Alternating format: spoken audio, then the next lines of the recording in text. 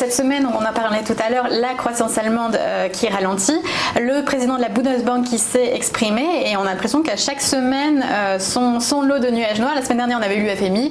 Là, c'est donc Jens Weidmann qui annonce que la croissance de l'économie allemande va ralentir peut-être plus longuement et plus fortement que prévu. Déjà, est-ce que ça peut avoir un impact sur la France, parce qu'on est quand même leur principal partenaire commercial? Mais oui, c'est ça, c'est bien ça le problème. Quand le consommateur allemand, comme on le disait tout à l'heure, décide d'un seul coup, en pleine période de Noël, de cadenasser son porte-monnaie, il faut quand même savoir qu'il y a une bonne partie de ce qui se vend en Allemagne qui vient de France. Bon,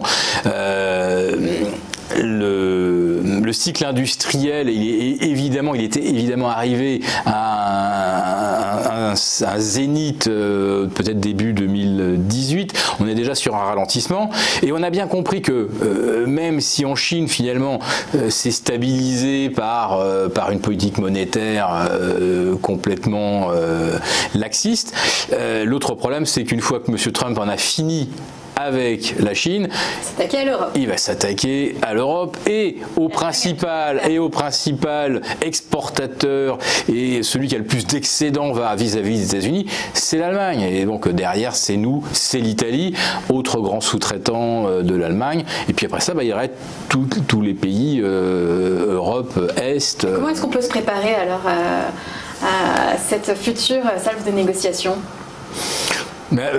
Pour l'instant, M.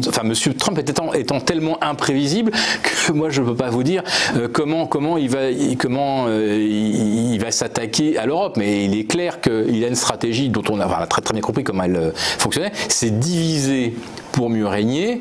Et aujourd'hui, des divisions en Europe, il y en a pas mal. Il y a pas mal de leviers sur lesquels il peut jouer pour brouiller la France et l'Allemagne. Brouiller la France et l'Italie, c'est déjà fait. Les relations n'ont jamais été pires en 50 ans. Enfin, je suis désolé de le dire, mais enfin, la France, aujourd'hui, elle est fâchée presque avec tout le monde. Quasiment. Enfin, on n'a jamais vu une diplomatie française être autant critiquée de l'étranger.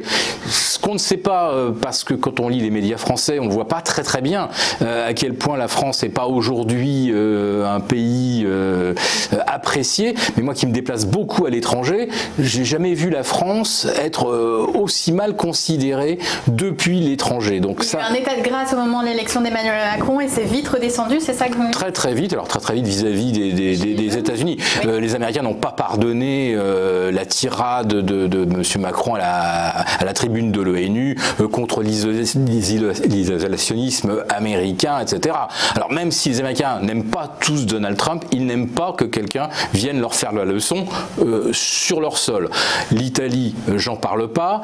Les relations Macron-Merkel, ma foi, Madame Merkel, c'est plus elle vraiment le patron.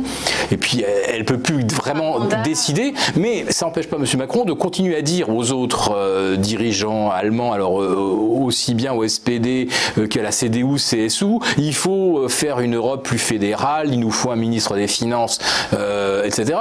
Alors Merkel n'en voulait pas, mais peut-être qu'en la forçant un peu, elle aurait peut-être pu dire oui, mais les autres aujourd'hui, ceux qui vont lui succéder, ils sont encore plus hostiles à cette idée, et M. Macron insiste, ça passe pas.